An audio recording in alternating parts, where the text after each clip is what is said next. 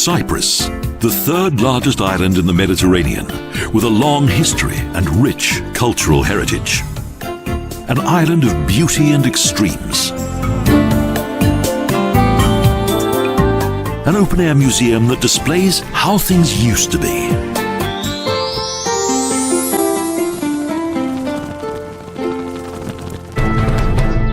Lefkosia, or Nicosia, is the capital, with an almost circular old town that is completely surrounded by walls from the Venetian period.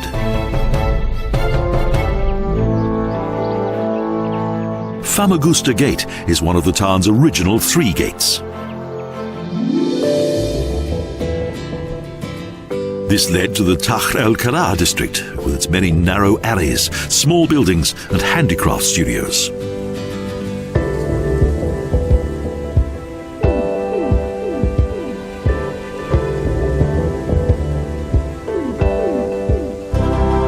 The Pan-Cypriot Secondary School and the adjacent Icon Museum form the frame of the central Macarius Square.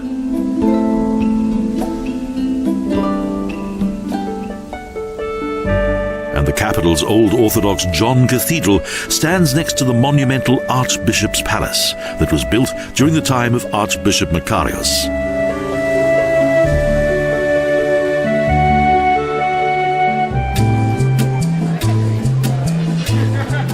A most interesting old middle-class building of the town is the nearby house of Hagiochakis Konisius, with an arcaded courtyard and fountain.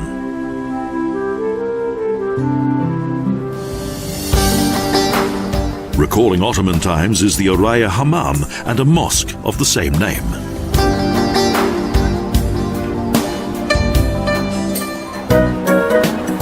The bustling pedestrian area represents today's modern city.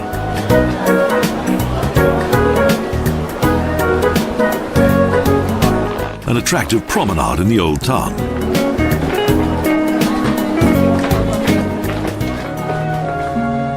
Nicosia's largest church is the Phanaramene Church with its elegant Venetian bell tower. Next to it, one of the town's smallest mosques. And the prosaic construction of the modern Moronite church beyond Paphos Gate that leads out of the historic centre.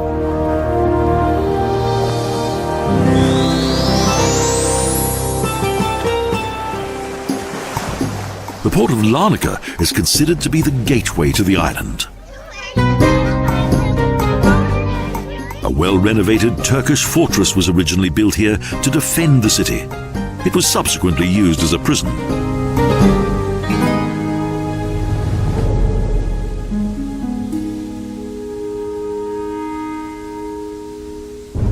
Today the fortress is a museum in which tourists marvel at ancient weaponry and with an impressive view of both city and sea.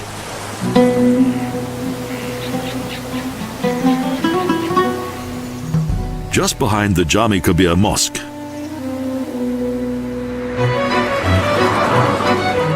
and the old quarter with its houses and shops which typify the atmosphere of ancient Cyprus.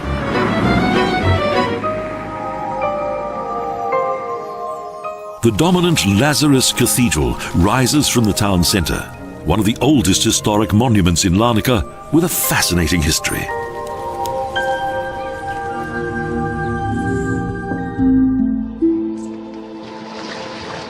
It was thought to have been built by the Byzantine Emperor Leo VI above the empty grave of Lazarus.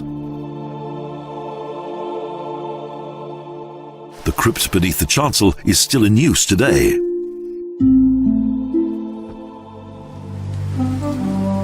The remains of the ancient city kingdom of Kition lie beneath the Larnaca of today, and some sections of it have been excavated.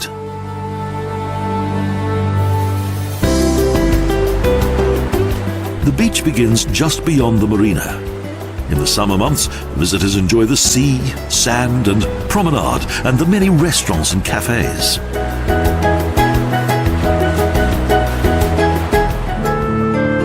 The splendid warehouses of the Crusader port are now home to museums and art galleries.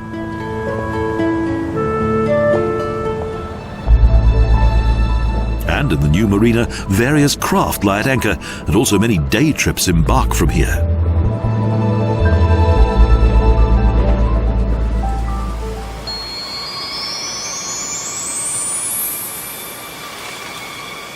Close to Larnaca is a huge salt lake, which in winter is populated by hundreds of pink flamingos. Far in the background, a mosque appears.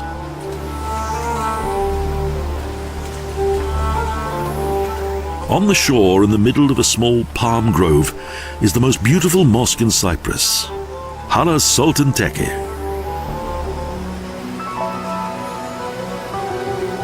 According to legend, it's said that the foster mother of Prophet Muhammad was buried here.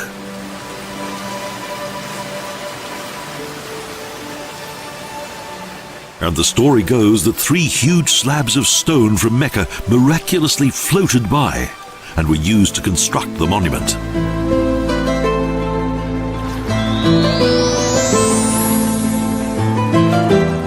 Towards the eastern tip of the island, there's a meandering river that is often swamped by the sea. Several fishing boats lie at anchor here.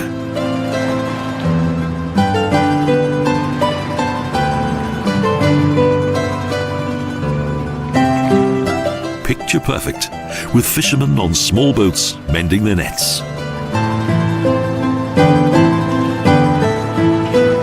Here, time stands still, and a strong sense of calm and relaxation takes over.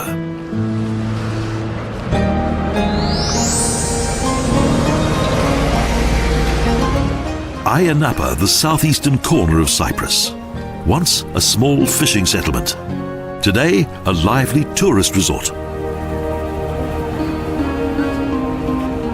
A picturesque 16th century monastery is situated in the centre of the town, with an arcaded Venetian courtyard and Gothic pointed arches that date back to the Crusades.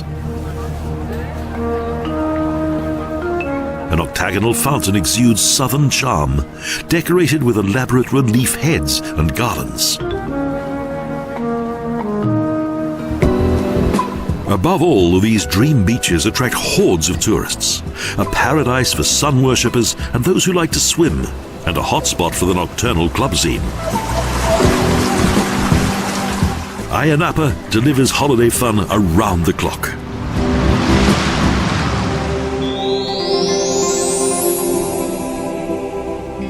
West from Larnaca, in the village of Kiti, is one of the island's oldest churches, Panagia Angeloktistos, built by angels.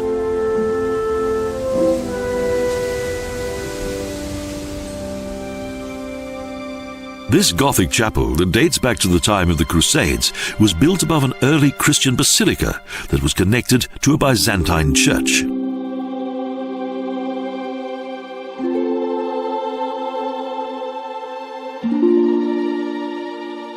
The ancient mosaic of Maria Hodegetria shows the way of salvation.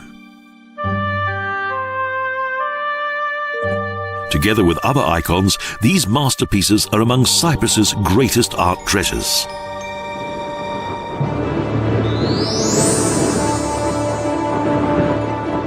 The nearby and remote Cape Kitty is located at the extreme tip of the island that is dominated by a lighthouse of British colonial times. This rugged section of the coast is not a tourist beach, yet its coarse pebbles have a certain charm of their own.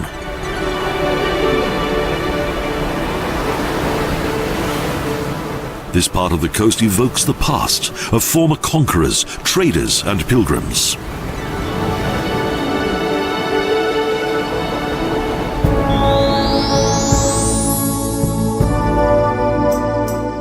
In the center of the island is Cyprus' oldest monastery, which is located on a prominent mountain cone which rises 768 meters from the coastal plain.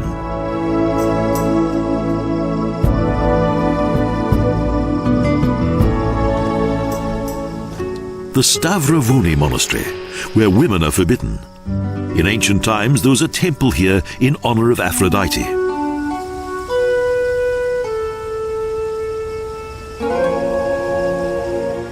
Helena, the mother of Emperor Constantine, landed here.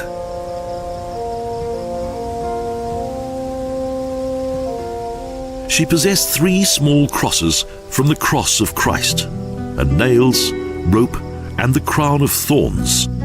It was here that she had a dream.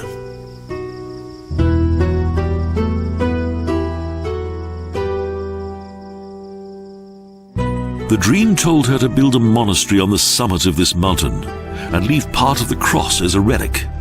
And that is how the name Mountain of the Cross evolved.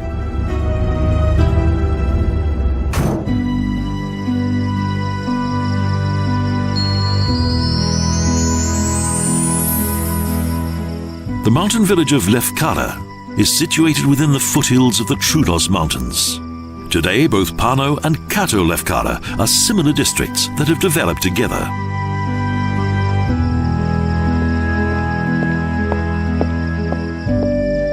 Narrow cobbled alleys separate the stately buildings of solid stone blocks with ornate door frames and wrought iron balconies.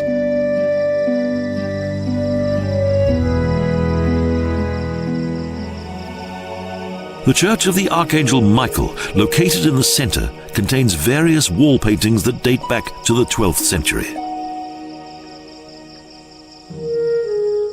In front of the church, there's much activity. Local handicrafts provide many with a regular income.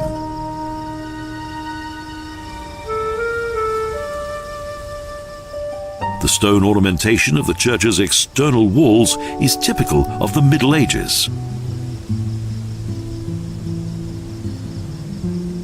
The southern warmth of the Mediterranean region is blessed with flowers and fruit. And yet the heat of high summer also reaches to this altitude.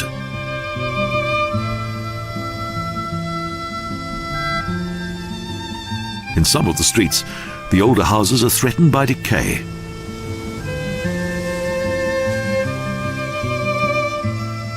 But tourism helps to preserve village life. For centuries, the women of Lefkara have skillfully produced traditional white embroidery, which includes tablecloths, napkins, and handkerchiefs.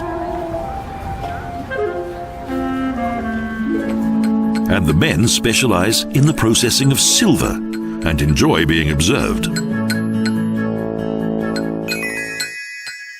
Extraordinary arts and crafts are offered at a reasonable price, which proves good for both tourists and villagers alike.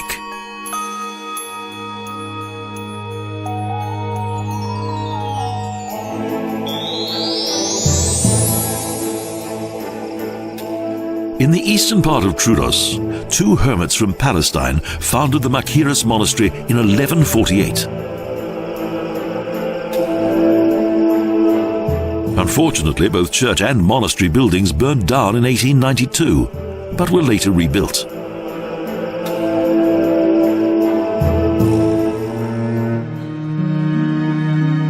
The new wall paintings of the church in Byzantine style indicate how this fine monastery was founded.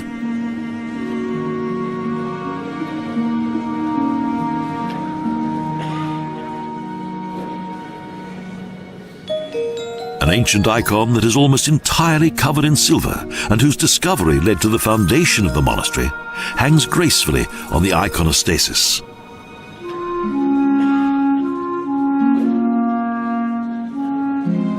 Over the years, it is believed to have created many miracles.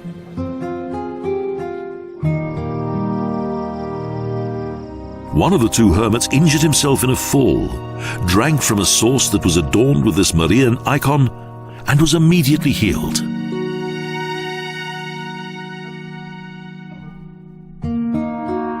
When they later traveled to Constantinople to report their find to the Byzantine emperor, he donated both the money and the land.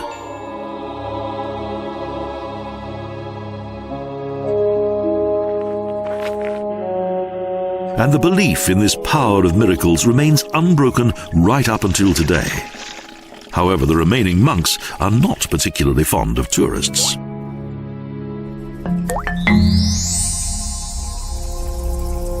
The circular huts of the Stone Age settlement of Kirokitia were built close together.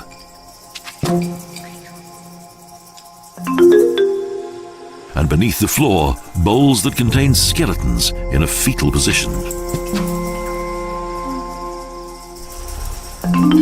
An entire hill is covered with the remains of the Stone Age settlement, and a wall protected it from attack. A settlement totally different in construction to those found in Central Europe. The Neolithic village was situated close to a river that not only provided water, the riverbed contained stone that was used for building.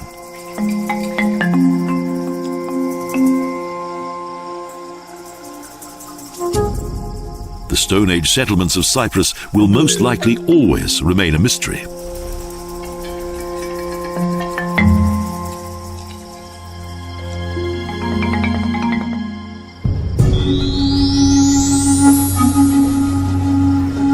On the southern Mediterranean coast in Akrotiri Bay are the ruins of Amatus, one of the island's early city kingdoms.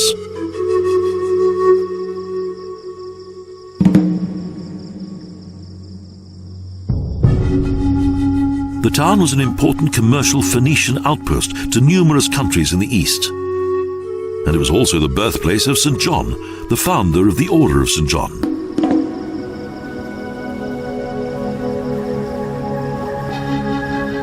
The Romans retained Amatus for administration, so the ruins of the Acropolis, Agora, and the Temple of Aphrodite are also located here.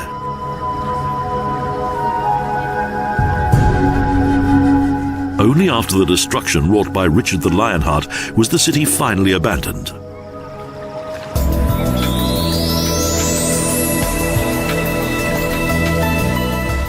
With the end of Amatus, the nearby Nemesis, or the Limassol of today, gained further importance, and it still possesses the island's most important harbour. The Crusaders landed here during the Third Crusade on their way to Jerusalem. But long before this, fishermen and pirates had already taken advantage of the natural harbour. The fort was situated directly on the coast and was rebuilt by the Templars following its destruction in the 13th century.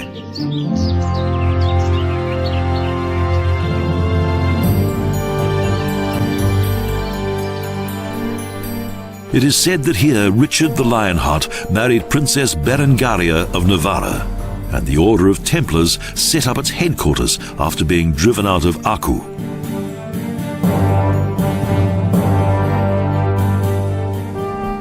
In the narrow alleys of the old town, the atmosphere of the region is still very much alive, and the shopping here is a real pleasure. The massive construction of the Napa Aya Church dominates the old town, and the pedestrian zone provides interesting shops, restaurants, and street cafes. The city is changing more and more into a modern city, whose historic central market hall is still the largest and most interesting on the island.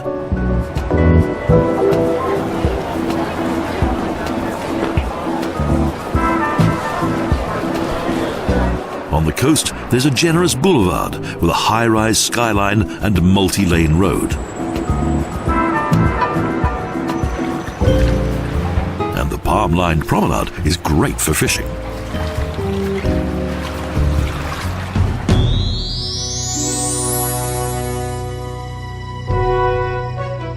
When the Knights of St. John were finally driven from the Holy Land, they first landed in Cyprus.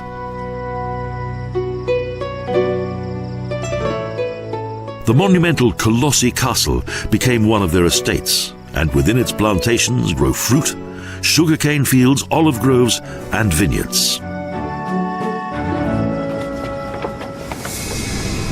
The completely restored dwelling tower provides an insight into the living conditions of that time. Rugged stone walls protected from both hostilities and extreme temperatures. The inhabitants lived on the upper two floors. 60 villages and their inhabitants belonged to the order. In an adjoining sugar mill, much prized sugarcane was produced and exported to as far as Venice.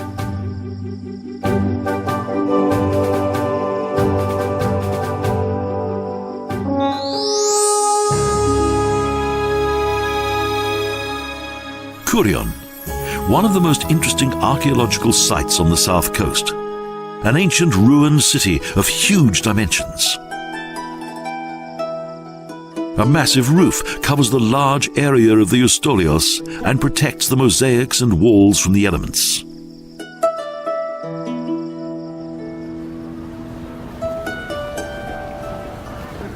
It was once the villa of a wealthy Roman. Its mosaics were partly influenced by Christianity. This ancient city had a huge theatre and massive stone buildings that were destroyed by a devastating earthquake. The remains of a once monumental Christian basilica demonstrate the early times of Christianity that became a state religion in 381 AD. The Forum Romanum was surrounded by attractions, and the public baths with their underfloor heating look very convincing even today. In the middle of the 20th century, the spectacular Roman ruins were excavated by American archaeologists, such as that of the House of the Gladiators and the House of the Achill, whose floor mosaics feature ancient heroes dressed in female attire. The Apollo Hylates sanctuary lies outside the ancient city.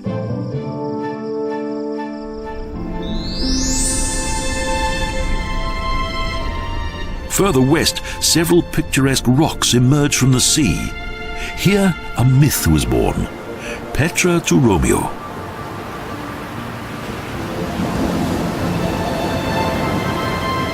It is said that here Aphrodite once stepped out of the foaming waves.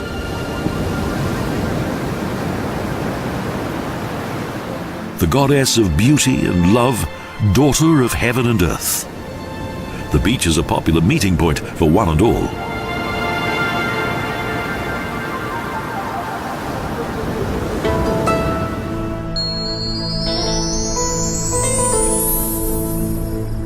In ancient times, Paphos was for 600 years the capital of Cyprus, and an archaeological location that became a UNESCO World Heritage Site. This conservation area includes Palia and Kato Paphos. Palia Paphos is situated on the plateau of a limestone hill and contains the sanctuary of Aphrodite. Numerous rituals attracted pilgrims from far and wide, as well as those who wished to experience religious prostitution. In the 12th century, the Frankish Lusignan dynasty successfully established a feudal system. And in addition to the construction of several castles and cathedrals, Paphos became an administrative center. Numerous exhibits demonstrate colonization since Achaean times, and various objects from each period are displayed. Like a fortress, the property is situated in a prominent location.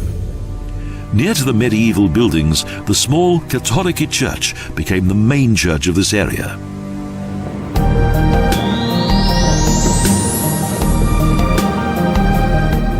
Paphos city was developed for tourism.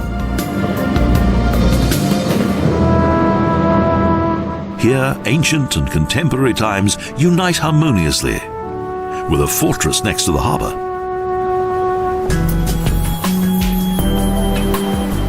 The beach promenade lies in front of a large district that contains various hotels, restaurants, cafes and shops. A fascinating place. Since the time of Nikoklis, the harbour has changed several times, but it's always been the heart of the city.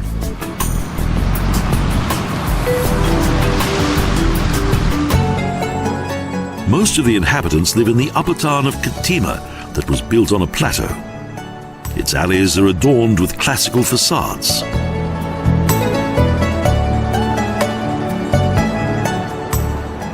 And the colourful hustle and bustle of the market offers much southern flair. The fruit and vegetable market is also very popular. From early in the morning, the local farmers sell their fresh products.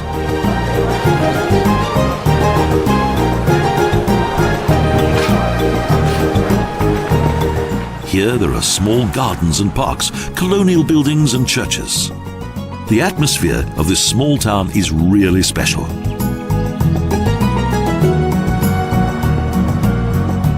The view from here and along the coast that includes a bygone world of Greek-Roman history teases the senses.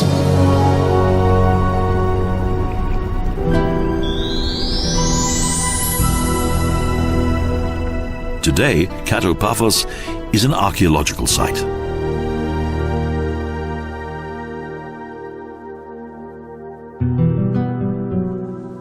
The spacious landscaped Roman atrium villas and their wonderful mosaics that depict numerous Greek legends are among the most valuable of their kind. The Greek Macedonian Ptolemaic kings who resided in Egyptian Alexandria selected Paphos as the capital of the island, and it remained so under subsequent Roman governance.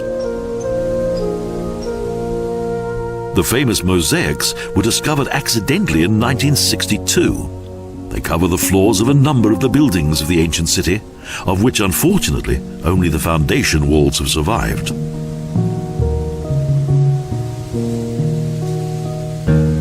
Its prosperity continued until the 4th century, when it was struck by a powerful earthquake. The underground tombs of the kings of Paphos survived, but no regents were buried here, only the wealthy and high officials of the former Ptolemaic administration. Steps lead down to the inner courtyards of the peristyle tombs, carved out of the reddish rock and which rise on the waterfront and overlook the sea. These courtyards were often framed by Doric columns and pillars, and the dead rest in niches decorated with wall paintings.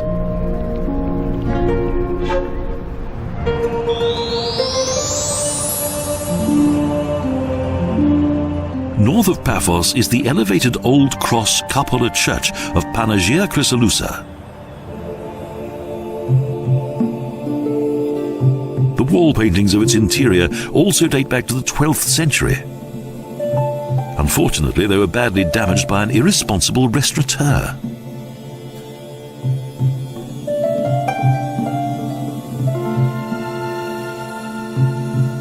However, perhaps these works of art will one day be saved.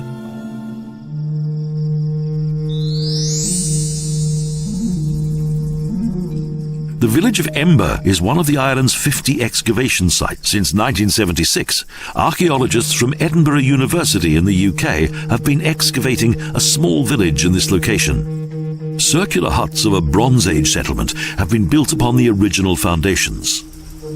The walls consist of bricks made of mud and straw, and the ceilings of wood. In the middle of the hut were holes for fireplaces. The walls were painted with basic natural colorings, both inside and out, and red ornaments decorated the primeval dwellings.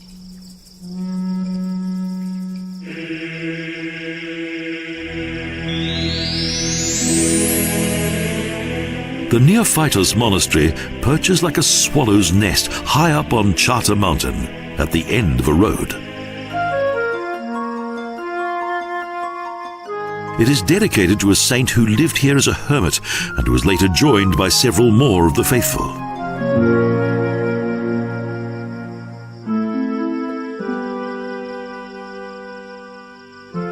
The old cave church, the first dwelling place of Neophytos, and the hermit's burial place are open to the public. They are situated in a rock wall at the edge of the monastery.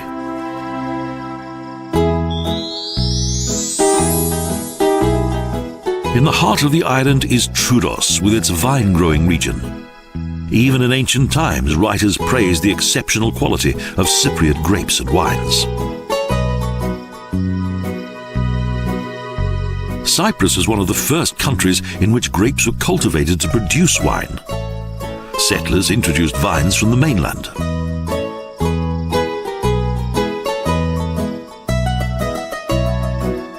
Here, the climate, location and composition of the soil each favour the growing of vines, which is why this region has been well known as a classic vine-growing region since the dawn of time. And the smell of jasmine and thyme pervades the captivating landscape.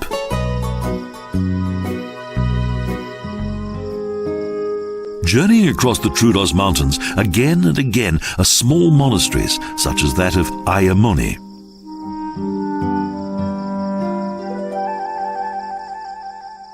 The interior of the church contains more religious jewellery, but in a newer fashion.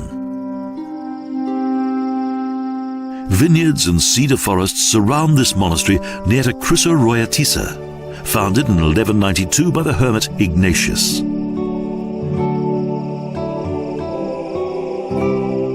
According to legend, he was told in a dream to build a church on the site of which he had discovered a Marian icon painted by Luke the Apostle.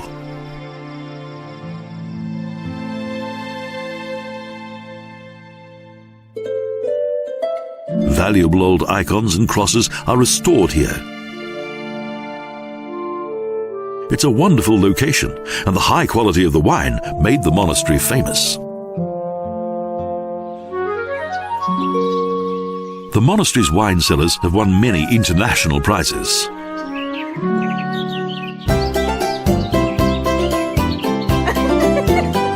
The local bars often stock this noble wine, a good and tasty drink that's ideal for toasting the welfare of the monks.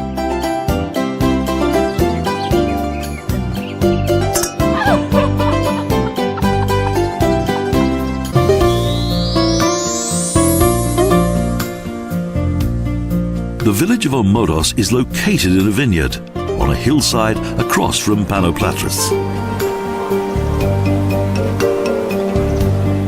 The older villagers have grown accustomed to visitors, and they often rush in groups across the most beautiful town square in Cyprus.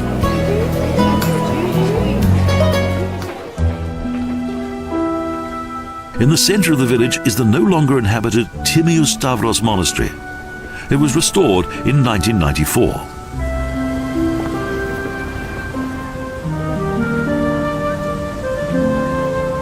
The women sit in the alleys and work diligently at their speciality, Omodos lace.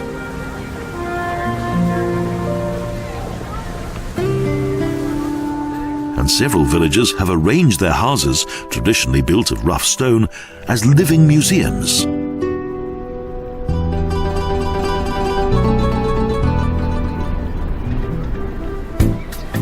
In the extreme northwest, at the edge of the Akamas Peninsula, the legends of Aphrodite are still alive. Here is a bath, a kind of ancient whirlpool that is supplied by a natural spring.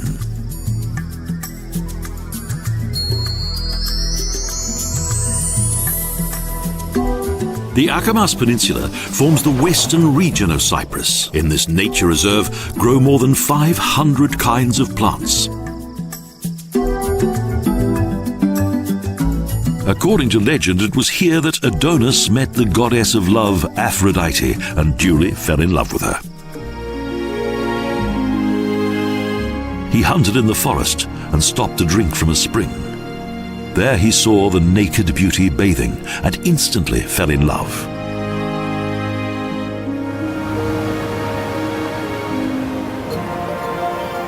The rugged cliffs against which the waves of the Mediterranean break, with foam splashing up the rocks, is an untouched coastal landscape.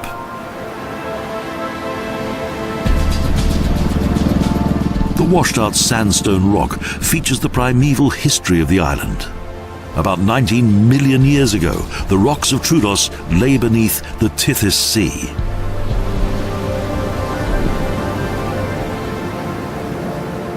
Today, these faded formations look like masks, heads, and fabulous beings.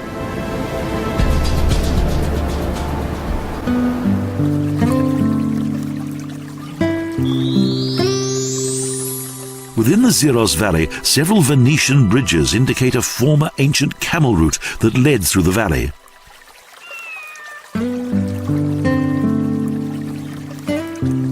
copper ore from the mines of Troodos was transported to Paphos on the coast, and from there was shipped abroad.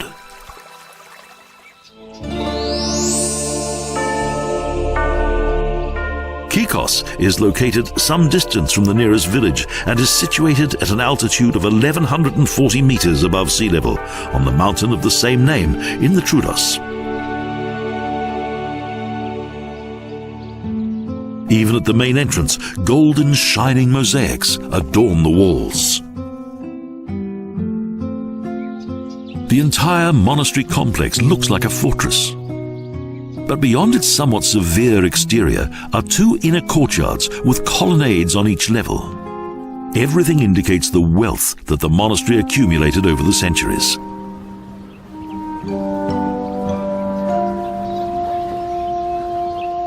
In 1998, a splendid sacred museum was inaugurated here that exhibits numerous works of precious art.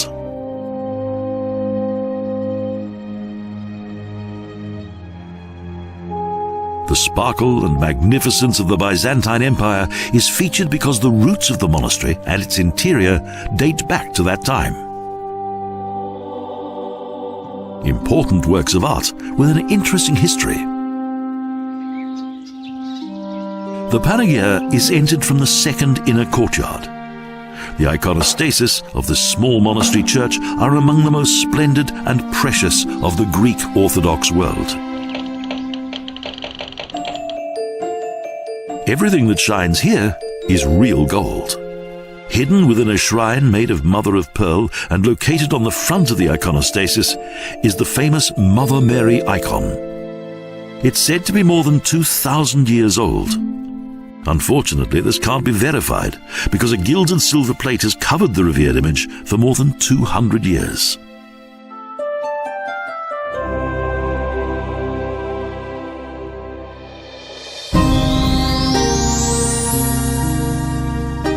The Troodos looks like a low mountain range with many hills and forests. A remote, almost inaccessible area that's become a hiding place for persecuted Christians and a secure storage place for works of art that were endangered by iconoclasm.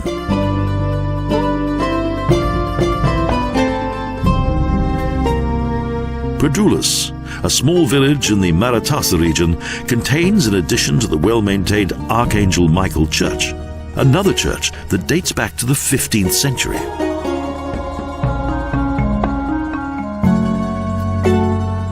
It stands modestly in the lower part of the village.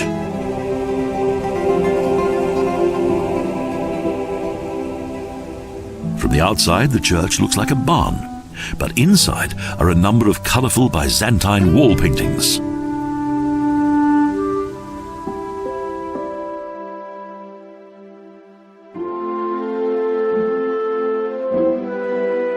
Including St. George Dioscoritis on his white horse, with flowing cape, decorated shield and spear.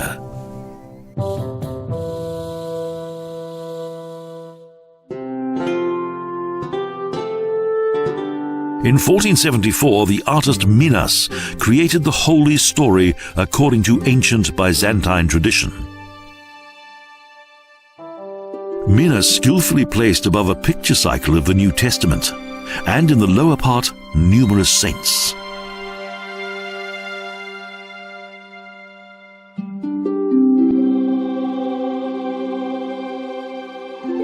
He was influenced by the Macedonian school of art, clear and linear.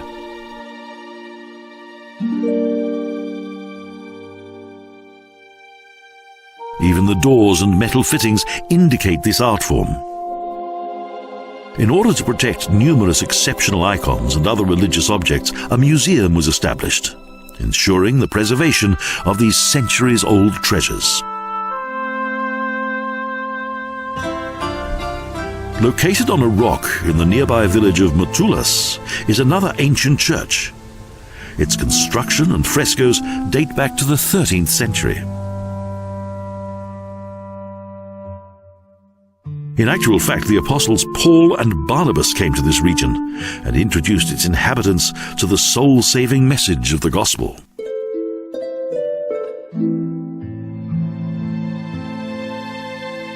In the first of these churches, the message of the new faith was delivered, and from there it was passed on to all mankind.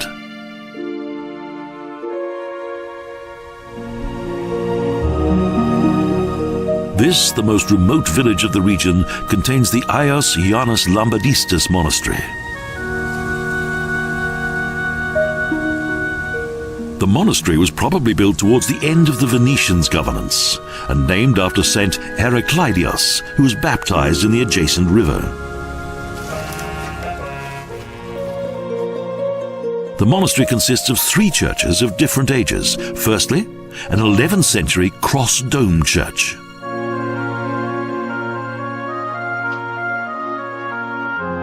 The majority of these well-preserved frescoes depict saints, prophets, and the 4 evangelists.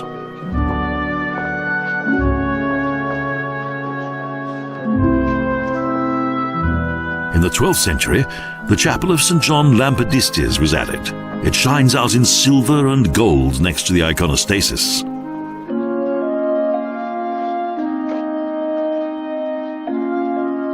The tree of Jesse adorns the whole of the western wall, the genealogy of Christ. In a small niche, a silver-lined reliquary is set up with the head of the saint. And on tablets of stone are the memories of those who visited the Holy Land. The Solia region boasts further picturesque villages, such as those of Kakopetria and Galata. In the middle of Kakopetria, the reason why this valley is so fertile becomes apparent. A waterfall feeds the Kariotis River, which sets everything into blossom. It is tourism that has brought life back to this remote mountain region. Without it, the village would almost certainly be little known.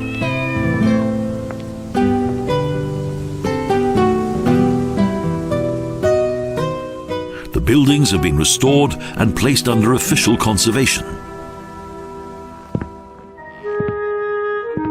Several of the small listed buildings made of simple rock and mud bricks line both sides of the narrow village street.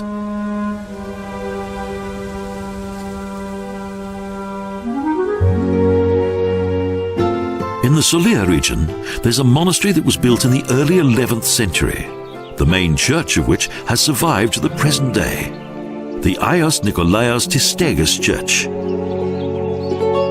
A second gable roof with flat tiles was built in the 13th century. St. Nikolaos, the name from the roof, is contained on an icon. Indeed, the interior of the church could also be referred to as a museum of Byzantine art, with various sacred designs on each surface. The humanity of the saints' portraits depicts the deep religious faith of the artists and their inspired imagination.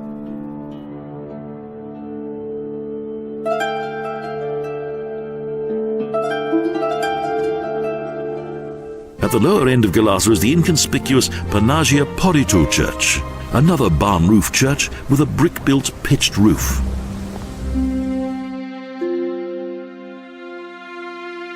Its few frescoes stand out well in their vibrant colors and Italian influence. It's believed that they were painted in around 1500 AD.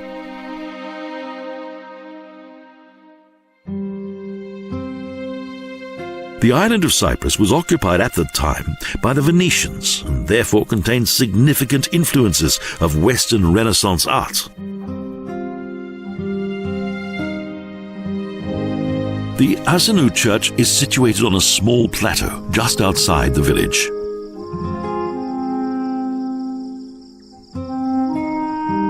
This church is also part of the precious heritage of church culture. Its representatives, the bishops, were enthroned in Cyprus by the apostles and their successors. The magnificent frescoes of the church's interior are a fine example of Byzantine art. First, a mixture of chalk and lime was prepared. Next, the outline of each scene was marked on the ground with red or yellow paint, and then the various colours were applied, first the light ones, then the darker ones.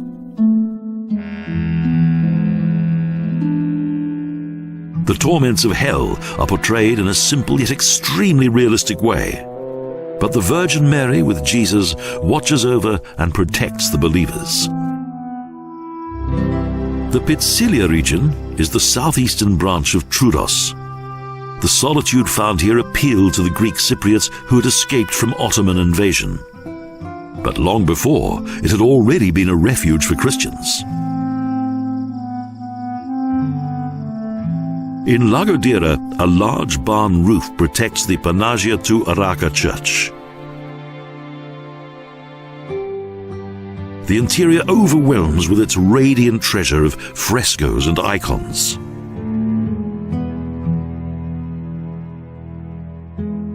Here, the first Christians discovered the truth of the gospel beyond both Palestine and the Holy Land.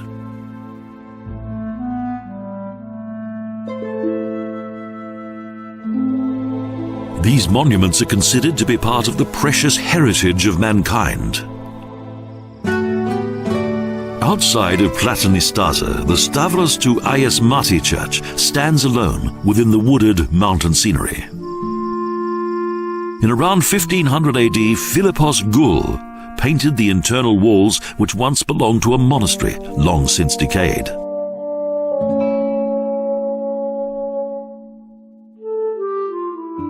In Orthodox Christianity, the figures were meant to depict images of a true archetype of a divine and holy nature, not one created by man. For centuries, the illustrations were quite similar, and the placement of the images always followed a fixed pattern.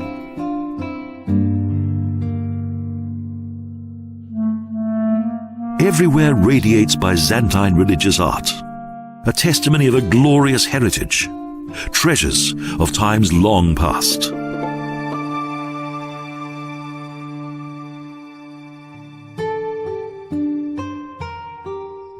The large village of Palaikori contains the Metamorphosis to Cipru church.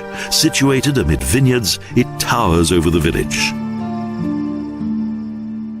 In dignified pose, a monk watches over the well-preserved early 16th century frescoes, which cover almost the entire wall space of the church.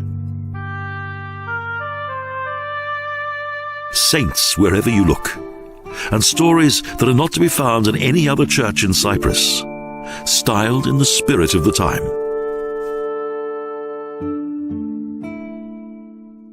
Through the royal door, the priest enters the altar area. The Byzantine rite has survived all the turmoil of history with solemn worship. The mountains of the southeastern Troodos are barren, remote and desolate. Yet people once settled here.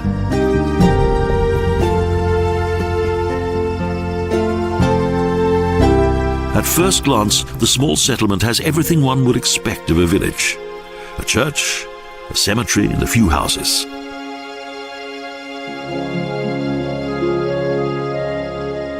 But today, something's missing. Villages. In 1978, Fikaru was designated as a listed village, and so became a museum village. In the 1960s and 70s, the inhabitants gradually left this mountain village. Life was too hard, with no prospect of improvement. In the harsh winter months, the women sat at their looms and weaved.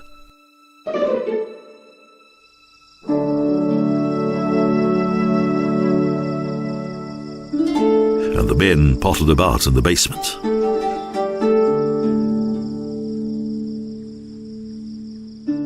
Most of the buildings were saved from falling into total decay, and two of the best preserved were transformed into museums.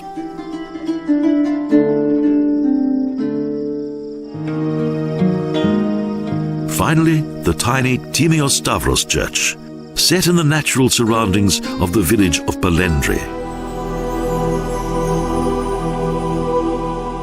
More precious Byzantine wall paintings, the treasures of priceless art located amid the untouched Troodos Mountains.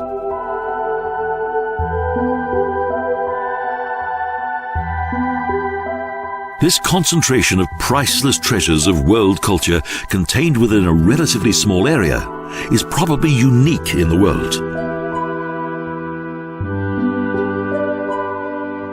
Here, a tumultuous past and a glorious history accompanied the guardians of both faith and tradition in their quest for peace.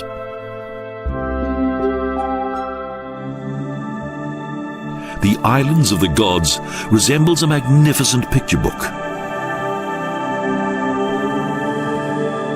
a melting pot of various influences at the intersection of both Orient and Occident. Cyprus, synonymous with myth, legend, treasures, culture, and very large doses of sunshine.